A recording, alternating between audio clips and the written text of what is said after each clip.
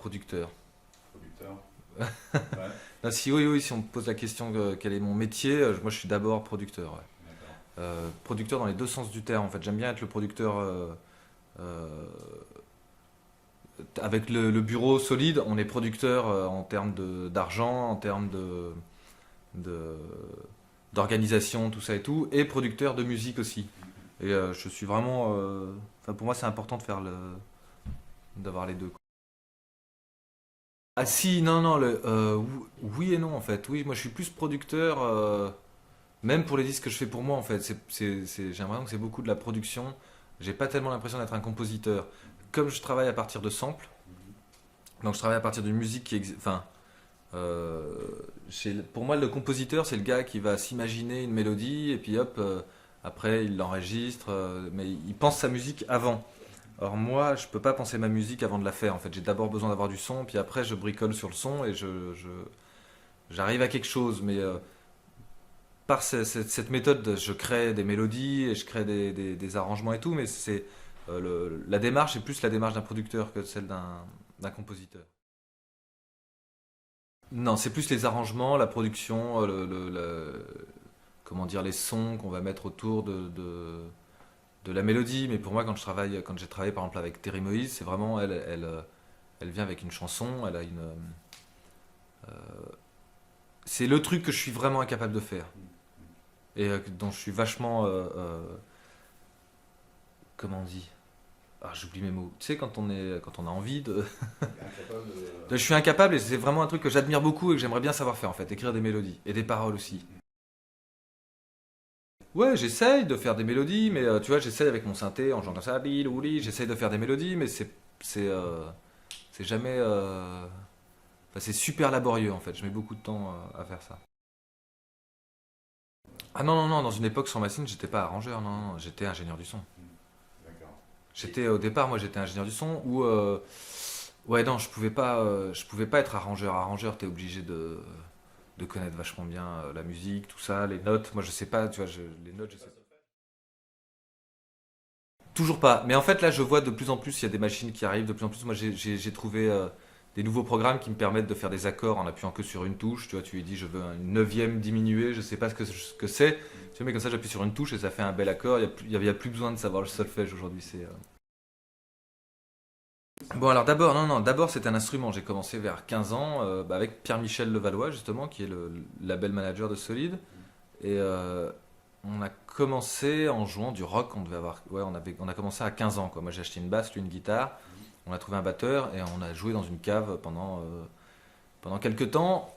En fait, moi, du moment où effectivement la première fois qu'on a joué ensemble, moi, je me suis dit, ok, c'est dans la musique que je travaillerai de toute façon. Enfin, au bout d'un moment, je me suis rendu compte que je serais jamais bassiste. Enfin, que c'est pas ça qui me ferait manger. c'est pas Yannick Top. Ouais, je suis pas Yannick Top. Et donc du coup, j'ai bien compris que c'était pas ça qui me ferait manger. C'est pour ça que j'ai cherché à travailler dans un studio d'enregistrement pour enregistrer la musique. Et Donc en je- fait, machine. voilà.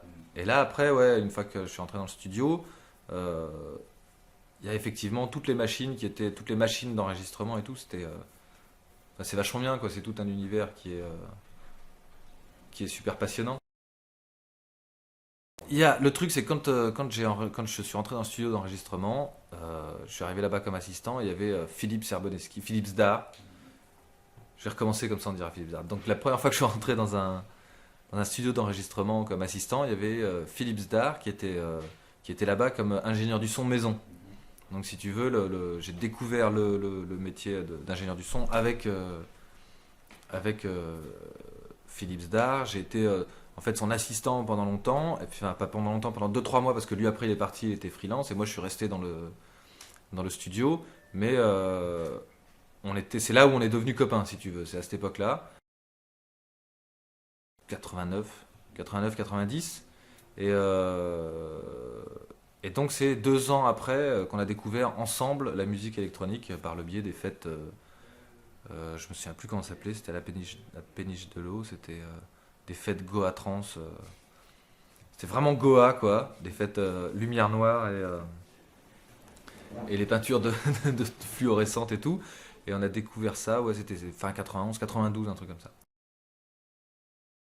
Ah, on l'a découvert ensemble, ouais. Même sort. Le même soir, ouais, ouais. Le même soir, on était allé chercher de la drogue. Ouais. Au départ, en plus à l'époque, on travaillait lui, on écoutait que du hip-hop pratiquement. On était vraiment à fond dans le hip-hop. On avait tous des doudounes. Et on avait l'habitude de passer nos soirées les bras croisés, tu vois, à être posé là, quoi. Et en fait, là, on est arrivé dans une soirée où tous les gens étaient torse nu, se passaient les bouteilles d'eau pour boire. Et tout le monde était super souriant. On a eu un espèce de choc et on est resté. On est resté. Ouais, on est resté la soirée et le lendemain, donc à 10 h quand on est ressorti, on s'est dit tiens, il s'est passé quelque chose, il s'est passé quelque chose d'étonnant. Avant de vouloir faire ça musicalement, en fait, d'abord on est sorti pendant, tu vois, tous les week-ends pendant super longtemps, enfin pas pendant super longtemps, mais pendant 6 mois, on est sorti tous les week-ends jusqu'au moment. Moi j'ai mis 3 mois, Philippe il a compris plus vite, moi j'ai mis 3 mois avant de me rendre compte qu'il y avait un DJ quelque part. Au début, tu vois, je me posais même pas la question de savoir d'où venait la musique. De toute façon, la musique était tellement futuriste pour moi. C'était tellement les soirées de Buck Rogers. Enfin, tu vois, c'était tellement le futur. J'ai même pas fait gaffe à savoir d'où venait la musique. C'était vraiment étonnant, quoi. Surtout les trucs Goa, c'est-à-dire, c'est vraiment, t'as l'impression que c'est des ordinateurs qui ont fait la musique. Et puis, tu penses pas qu'il y a un humain derrière ça à aucun moment, si tu veux. Mais j'ai découvert la musique et la drogue en même temps, si tu veux. Donc, tu vois, il y a eu un truc, c'est le mélange des deux, hein, la musique. En fait, et puis après, au bout de 3 mois, tu vas là dans les soirées tous les week-ends. Après, tu peux plus écouter que cette musique-là, quoi. Il n'y a plus rien d'autre qui t'intéresse. Et donc après, on a commencé avec Philippe, à acheter du matériel de platine, des disques, et là, de voir qu'effectivement, comment étaient faits les disques, qui les faisait, dans quelles conditions, comment ils étaient distribués, les magasins de disques, tout ça, le truc. Toute cette infrastructure parallèle qui avait jamais vraiment marché avec le rock, quoi. Et là, on voyait un truc qui fonctionnait avec cette musique-là, quoi, qui était vraiment totalement international. Et des disques qui venaient de partout dans le monde. T'en avais qui les rondelles de disques étaient vraiment dessinées au crayon papier, mal photocopiées, tout ça. Et c'est un truc qui semblait vraiment super accessible, quoi. Et comme nous, on avait l'habitude de travailler dans les studios, et alors que tous les gens qui faisaient des disques, ils les faisaient dans des home studios, ils savaient pas comment ça marchait, ils étaient obligés de lire les notices. Nous, on savait déjà, on a eu un avantage technique vraiment important quand on a commencé à faire nos maxi. Moi, je pense comme toutes les musiques que j'ai aimées, toutes les musiques que j'aime, je découvre d'abord souvent parce qu'il est le plus extrémiste, enfin souvent le plus violent, ou c'est souvent quand les attitudes sont très poussées, du coup, comment dire? Je crois qu'il y a plein de gens encore qui découvrent la techno par les trucs, qui aiment d'abord les trucs qui sont hard, quoi. Tu vois, mais le hip-hop, au début, j'ai aimé avec Public Enemy, c'est pas hardcore, mais c'était quand même un truc plutôt violent. Les trucs de rock, c'est pareil. Moi, j'ai d'abord écouté du hard, puis après, en fait, tu découvres les subtilités du genre et tu commences à aimer les trucs plus. Enfin, moi, en tout cas, ça a toujours été comme ça. Tu vois, les trucs de punk, j'ai d'abord aimé les groupes, et puis après, j'ai écouté les Clash, j'ai dit ah ouais, en fait, Le plus fin. voilà. Et donc pour la house, ça a été pareil. Moi, d'abord, on a travaillé avec Solid, avec Philippe, on a fait ça, et ensuite. Moi, j'ai monté Solid avec Pierre Michel et Alex Goffer. Et donc, ça, c'est une boîte de production qui est différente. Motorbass, c'est produit par Philips Dar. Et ici, à Solid, on produit donc Alex Goffer, Cosmo Vitelli, Thierry Stremler et mes disques. Mais pas Motorbass, si tu veux. C'est deux structures qui sont séparées. Le premier Alex Goffer, je crois que c'est 95. Donc c'est avant Motor. Enfin, c'est les moments. Ah non, c'est après Motorbass. Non, Motorbass, le tout premier maxi de Motorbass, il a dû sortir en 93, un truc comme ça. Il était très techno, hein, d'ailleurs. Le deuxième en 94 et début 95, il y a eu l'album Pan Soul. Et j'ai fait Super Discount à peu près. Enfin, Super Discount, il est sorti, je sais pas, 2-3 mois après Motorbass. Ouais, ça existe encore.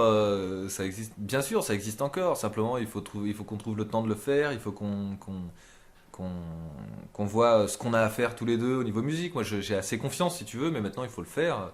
Oui, pourquoi pas un deuxième? Mais c'est vrai que le fait aussi que plus le temps passe et plus l'album il prend de l'importance, bon, bah, plus c'est difficile de faire une suite, hein. Ah, on n'a jamais vraiment arrêté de travailler ensemble. On se revoit assez régulièrement. On s'échange des instrus, on bosse. on fait des trucs comme ça, mais un peu à la flemmard, quoi. On finit jamais un morceau, on démarre plein de bases et tu vois, le jour où il faudra s'y mettre, il faudra s'y mettre, ça demandera du travail. Mais bon, ouais, on a des heures et des heures de musique sur des DAT. Bah bien sûr qu'il est prévu, mais tu vois, c'est juste en fait le truc, c'est que là, Philippe, il est en train de faire, donc il a fini Cassius pratiquement. On va pas se mettre à travailler sur Motorbass maintenant, tu vois, ça fait 3 ans qu'ils ont bossé dessus. Euh, il peut pas donner grand chose en ce moment. Et le temps qu'il se remette, il va faire la promo, il va faire le tour du monde 15 fois. C'est pas pour tout de suite. Donc ça va pas être pour tout de suite, d'autant plus que moi je serais peut-être lancé dans un autre disque au moment où lui il sera prêt. C'est un peu ça qui s'est passé jusqu'à maintenant. C'est un peu la mauvaise, c'est exactement ça. Mais en même temps, on garde le contact, on continue à bosser ensemble et tout, et puis je pense que ça se fera. Mais tu vois, ce sera pour les cinquantenaires, tu sais. Motorbass, Ouais, voilà. C'était un peu compliqué, ouais, Super Discount, c'était un peu compliqué. Même pour moi, ça a été compliqué.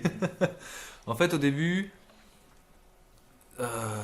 l'idée sur Super Discount, qu'est-ce que ça a été? Je me souviens plus. c'est les maxi, hein. Ouais, c'était les maxi. En fait, le truc, c'était un peu.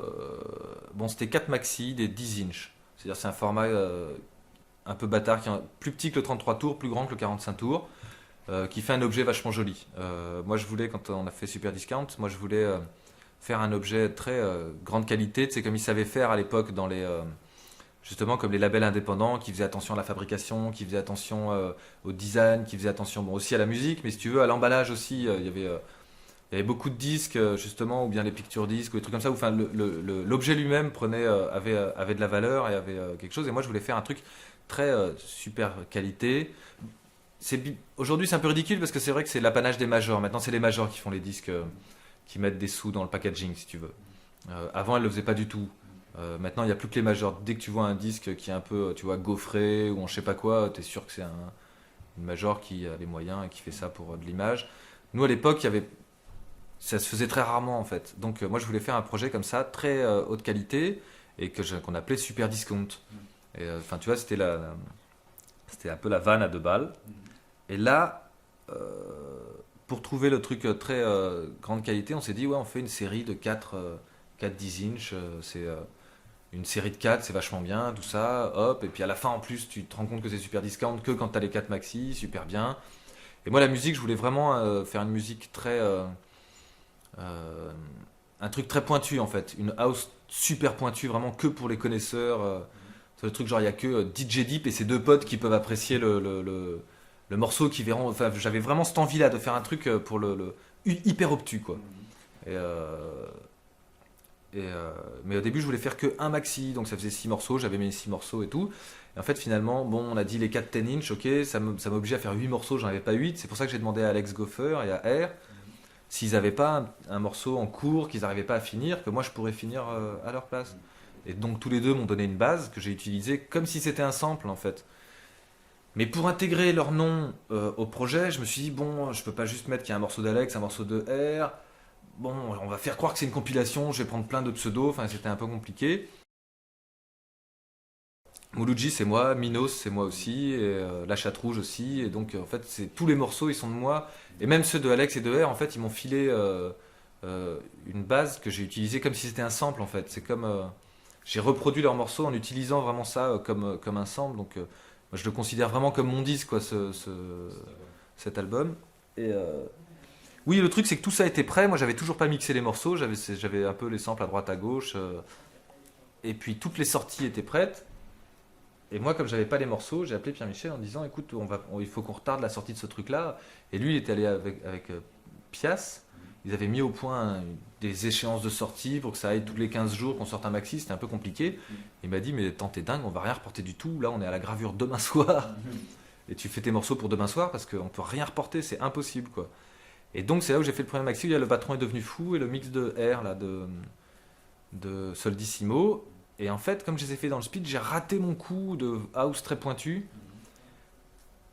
J'ai pas eu le temps de voir venir le truc. Et en fait, Le Patron est devenu fou. Même mes copains à l'époque qui écoutaient du rock, ils me disaient, mais il est vachement bien ton morceau et tout. Je me suis rendu compte que tout le monde aimait bien ce morceau. Tu vois, je me suis dit, merde, je me suis planté. J'avais pas encore la musique de la suite.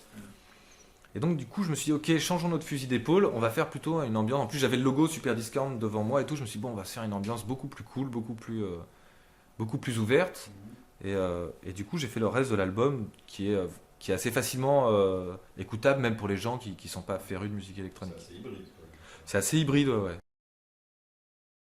Ouais, ça a été plus concret, mais c'est pas non plus un énorme carton, Ah ouais. Super Discount. Par contre, c'est un carton, on va dire, médiatique.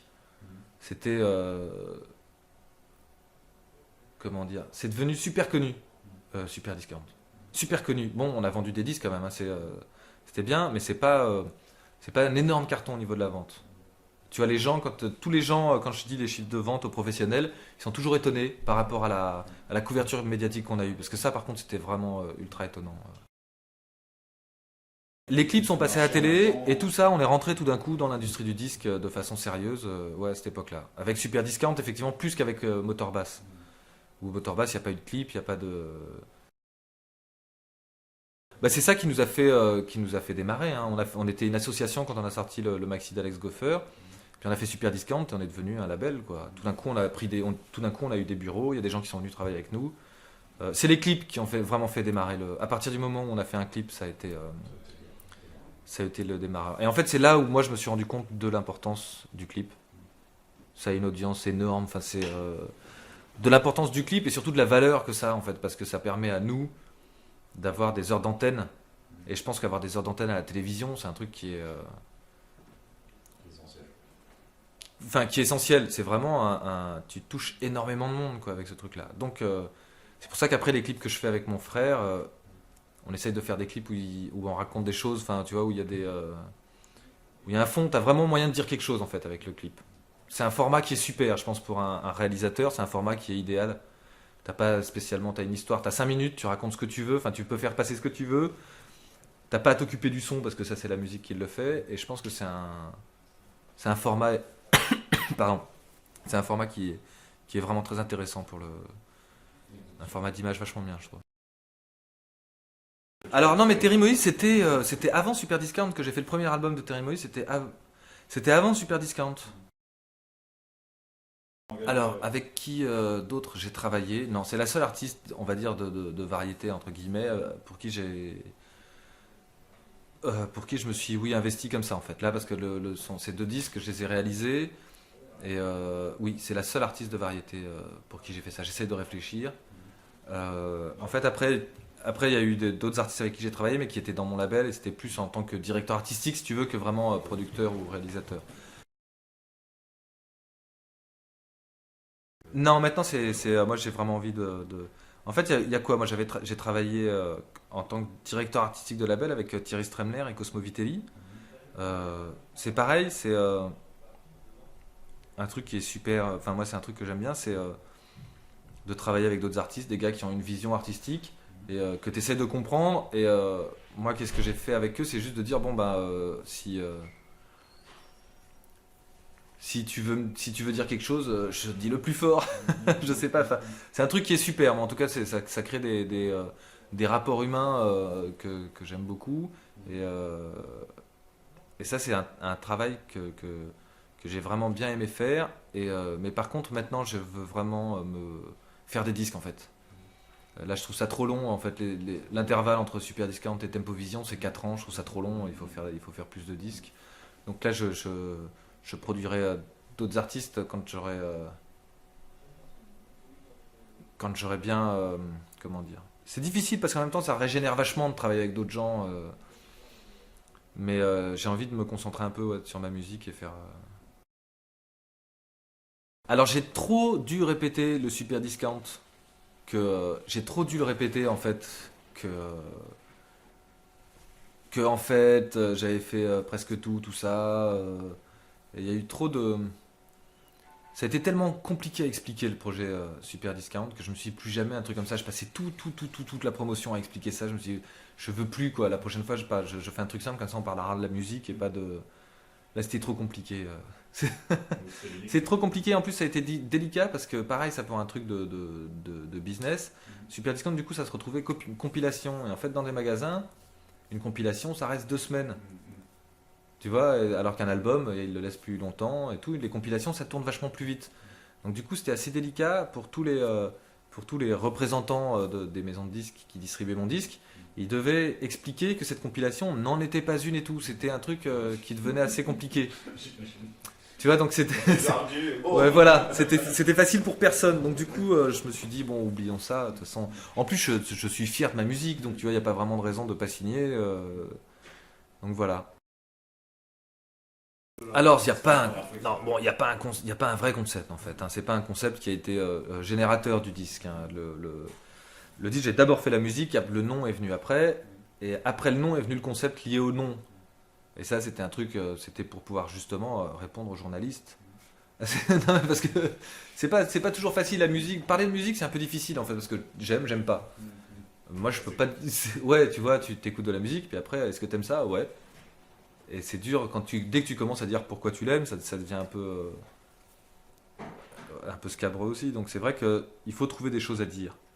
Et ça, le concept Tempovision, je l'ai découvert quand j'étais justement pendant les séances d'enregistrement de voix qui étaient produites par Clip Payne. Donc c'est lui qui dirigeait Belita Woods qui a chanté sur le disque. Et en fait, bon, il a écrit les chansons, il a écrit les paroles des chansons. Et donc moi, il me demandait de quoi tu veux qu'on parle et tout. Je lui ai fait écrire des chansons d'amour. Ça me semble, tu vois, le truc bien, quoi. La direction. Ouais, la bonne direction.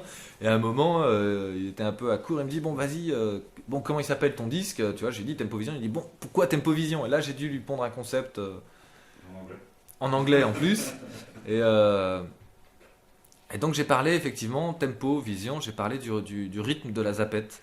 Du rythme parce que c'est un truc qui m'arrive souvent, en fait, de me retrouver à 2 heures du matin à regarder la télé, changer de chaîne, tu vois, quand tu fais le tour pour voir s'il y a un truc d'intéressant. Et en fait, quand il n'y a plus rien d'intéressant, tu continues à faire le tour et tu t'arrêtes jamais sur aucune chaîne en fait. Et je sais pas, toutes les 3 secondes, tac, tu passes à la suivante, tu fais le tour. Et puis une fois que tu as fait trois fois le tour, tu te rends compte que tu as un tempo en fait dans ton. Et donc, ce tempo-là, à partir du moment où tu te rends compte de ça, tu as un espèce de blues qui t'envahit, si tu veux, où tu te dis, où tout est égal, tu vois, un truc de CNN avec, tu vois, les trucs, des meurtres épouvantables. 2 secondes après, tu as la gaffe qui fait le con, et en fait, tout est égal, tout devient égal. C'est-à-dire qu'il y a vraiment moi, c'est le blues de la société d'information, si tu veux. Le blues de la société de la communication et de l'information où tu as besoin. Enfin, tu vois, il y a un espèce de truc où tu es là, genre, mais quelle déprime! Et bon, Tempovision, pour moi, c'est un album de blues, hein, tu vois, c'est un album qui est plutôt sombre. Et je trouvais qui est assez sombre. Je suis allé chercher des sons, des sonorités assez digitales, tout ça. Je voulais j'avais ce côté sombre et froid. Enfin, je voudrais pas dégoûter les gens, hein, il est quand même agréable à écouter. Mais je trouve qu'il y avait un peu je retrouvais, ça correspondait un peu au sentiment que je voulais mettre dans pas mal de morceaux. Et donc du coup, j'étais assez content d'avoir découvert cette explication-là. Donc quand je lui ai dit ça à Clip, il a tout de suite écrit le morceau Tempovision. Donc il s'est appelé Tempovision parce que il parlait de ce concept-là. Et voilà. Et tu vois, ça m'a permis à chaque fois t'as vu le temps que j'en ai parlé, donc c'est vraiment pas mal. Bon alors Tempovision Remix c'est pareil, mais bon à chaque fois les disques que je sors c'est toujours un peu compliqué. J'en suis désolé, j'essaie de faire plus simple la prochaine fois. Là quand on a préparé le lancement de Tempovision, moi je me suis dit ok bon t'as un lancement normal. C'est là si tu veux où j'aime bien être impliqué dans le label, c'est-à-dire que tu as affaire aussi avec le marketing, avec le côté commercial des choses. Et je pense que le lien commercial c'est un lien... Tu vois, Super Discount, ce que j'aimais bien, c'était le lien direct entre le consommateur et le producteur, si tu veux. C'est-à-dire qu'il y avait très peu d'intermédiaires entre le gars qui a acheté le disque et moi. Très très peu d'intermédiaires. Euh, et donc c'est pour ça que j'aime bien imaginer, par exemple, un lancement de disque, comment tu vas le faire, et de ne pas laisser ça à des professionnels. Parce que bon, moi je merde hein, en même temps, c'est les professionnels, je travaille avec eux, ça les énerve, c'est pas facile. Mais en même temps, je pense que c'est plus... Enfin, tu continues à donner quelque chose en faisant ça. Et donc, Tempovision, je me suis dit, on va pas faire un lancement de disque comme d'hab. Normalement, tu fais un single, tu prends un morceau, le morceau que tu sors en single, tu fais un clip avec, et tu demandes 7 remixes. Tu vois, tu demandes 7 remixes du même morceau, et comme ça, tu as un remix jungle pour que les gars qui écoutent la jungle, ils achètent ton disque. Tu as un remix trip-hop, les gars qui écoutent du trip-hop, ils achètent ton disque. Tu as un remix machin. Tu fais tu fais le truc le plus large possible, comme ça, tu vois, tous les horizons différents peuvent acheter ton disque. Et tac, tu rentres tout de suite dans le top. Enfin, il y a des leviers, d'un et tout. Enfin, c'est tout un truc un peu compliqué. Et bon, je voulais pas rentrer là-dedans. Moi, en plus, c'est un moment où les remixes, ça devenait n'importe quoi. Moi, j'avais des demandes de remix, en fait, des gens qui étaient prêts à me donner énormément d'argent juste pour en fait avoir mon nom sur le disque, quoi. Et puis la musique, ils s'en foutent. Et moi, je recevais trop de disques justement avec des gars qui acceptent des noms célèbres, qui mettent leur nom sur un remix pourri. Et puis voilà, quoi. Bon, t'achètes le disque parce qu'un tel, t'aimes bien les disques qu'il fait. En fait, quand il fait des remixes, il s'applique pas. Ça devenait un peu généralisé en fait, les remixes où les gens s'appliquaient plus et tout. Donc je me suis dit, moi, je vais faire qu'un seul remix par morceau. Comme ça, les gens seront plus impliqués, ils s'appliqueront plus. J'ai essayé de ne pas prendre des énormes noms, tu sais, où justement les gars ils ont plus rien à prouver, si tu veux. Et donc ma maison de disques m'a dit, V2 en l'occurrence, ils ont dit c'est très bien, mais tu vois, on peut pas sortir avec un single, avec ta version originale et un remix, c'est tout, c'est pas assez. Je dis ouais, mais je donne un inédit à chaque fois, tu vois, dans le sens je donne. Et ouais, mais ça fait que 3 titres, c'est pas assez et tout. Et là, à ce moment-là, est venue l'idée de remixer un autre morceau du disque. Mais ça s'est fait un peu, tout ça s'est fait un peu à la bourse, ce qui fait que ça a pas marché super bien. C'était un peu compliqué. Mais donc, bon, le résultat, c'est qu'on s'est retrouvé avec, au bout de 3 singles, avec donc les 3 morceaux, les 3 singles qui ont été remixés, sur chaque disque, 1 ou 2 morceaux remixés. Donc, on arrivait avec 6 morceaux de l'album remixés. Moi, j'avais fait une version de Relax pour le premier morceau de l'album Tempo Vision. J'avais fait une version pour le tour. Donc, j'avais fait une version boostée. Donc, ça faisait 7 morceaux. Il manquait plus qu'à remixer 3 morceaux. On avait tout l'album remixé comme une sorte d'alias, en fait. Donc, la tentation était trop forte. On a dit, voilà, on a appelé 3 dernières personnes pour remixer ces 3 morceaux-là. Et du coup, on s'est retrouvé avec tout l'album remixé. Moi, je trouve ça marrant. Ça continue à. Pour moi, c'est assez technologique aussi. Ça fait un peu alias, quoi. Ça fait l'alias. En plus, alias, c'est des discussions que j'avais eues avec Cosmo Vitelli, qui a voulu appeler son album comme ça pendant un moment. Et j'aimais bien lui, il avait tout un discours intéressant là-dessus. Donc, moi, je me suis dit oui, effectivement aussi. Donc voilà, j'ai fait un album alias. C'est vrai qu'il y en a plein qui sortent actuellement. Pour moi, c'est l'occasion des opérations marketing. En fait, les gens, ils achètent le disque ou ils l'achètent pas. Euh, pour moi, c'est pas une opération marketing à partir du moment où je mets un concurrent à mon disque qui existe déjà. Donc, tu vois, c'est pas. Je mets un concurrent. Moi, pour moi, c'était plus. Il y a pas mal de remixes qui sont sortis en vinyle. Tu vois, c'est l'occasion de les retrouver sur un CD. Et puis en plus, avec le Tempo Vision, il y a les 3 clips qui se retrouvent sur un même support. Qui est un CD-ROM, je voulais un DVD au départ, mais c'est trop cher. Ça aurait fait un truc trop cher.